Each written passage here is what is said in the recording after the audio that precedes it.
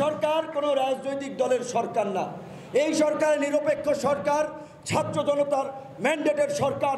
অবশ্যই ছাত্র জনতা আমরা মনে করব যে যতদিন পর্যন্ত আমাদের কাঙ্ক্ষিত রাষ্ট্রের রূপরেখা আমরা পাচ্ছি না, যতদিন পর্যন্ত সংস্কার পাচ্ছি না, ততদিন পর্যন্ত এই সরকারকে আমরা রাখবো, তাদেরকে আমরা সমর্থন দেব।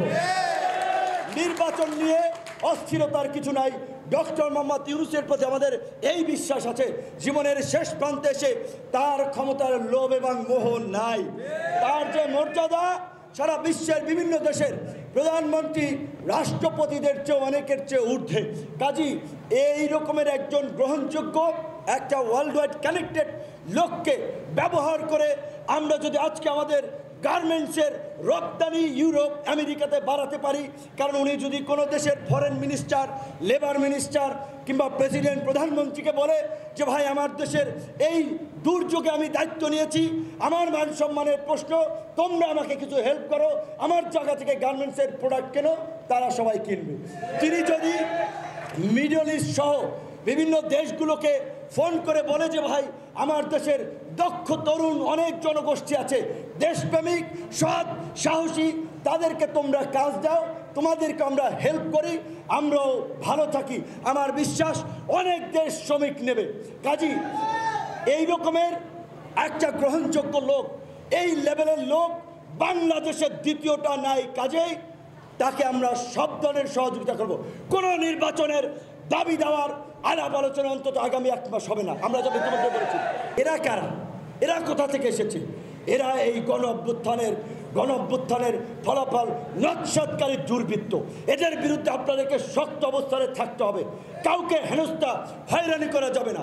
এই বাংলাদেশ আগামীর বাংলাদেশ হবে গণতান্ত্রিক বাংলাদেশ, নিরাপদ বাংলাদেশ, সহনশীল বাংলাদেশ, যেই বাংলাদেশে আমাদের বিরুদ্ধে দাঁড়িয়েও একজন মানুষ নিরাপদ বোধ করবে।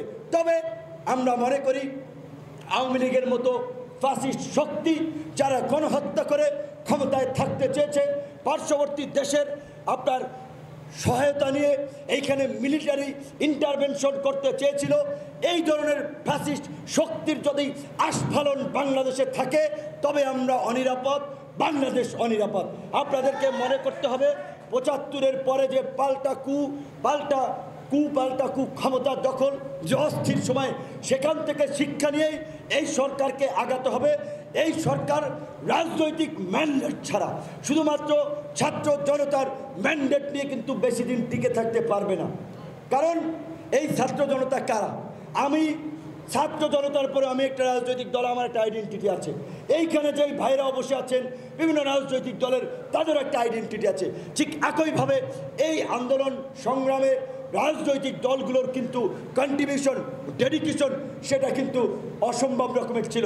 রাজনীতিবিদরাই কিন্তু আলটিমেটলি রাষ্ট্র চালায়, রাষ্ট্রের ভালো মন্দ ঠিক করে।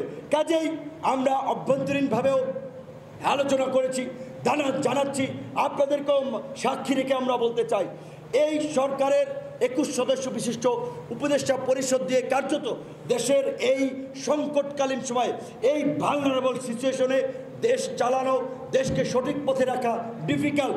মিনিমাম সেখানে আরও 8-10 জনকে অন্তর্ভুক্ত করতে হবে, এবং সেই 8-10 জন আমি মনে করি এই যে 21 জন যারা গিয়েছেন তারা ম্যাক্সিমাম না, সবাই অরাজনৈতিক, তাদের কোনো রাজনৈতিক ব্যাকগ্রাউন্ড নাই। কিন্তু এইখানে বিএনপি, জামাত, গণ অধিকার পরিষদ সহ মেজর পলিটিক্যাল পার্টিগুলোর কনসার্ন নিয়ে যোগ্য, দক্ষ, সৎ, সাহসী যারা এই অন্তর্বর্তীকালীন সরকারে যাবেন, পরবর্তীতে তারা রাজনীতি করবেন না, এই কমিটমেন্ট অন্তত আরও 8-10 জনকে এই সরকারের কাঠামোতে অন্তর্ভুক্ত করা দরকার। একজন উপদেষ্টা আগে তিনি মন্ত্রী ছিলেন না, এমপি ছিলেন না। কাজেই হঠাৎ করে যদি তাকে 2টা, 3টা, 4টা মন্ত্রণালয় দেয়, এইটা ছেলে খেলা না, এটা সামলানো যাবে না। সেটা আশা করি সরকারের উপদেষ্টা, সরকার বিবেচনা করবে। আমরা এই কথাগুলো বিভিন্ন মহলে তাদের কাছে পৌঁছে দেওয়ার চেষ্টা করছি।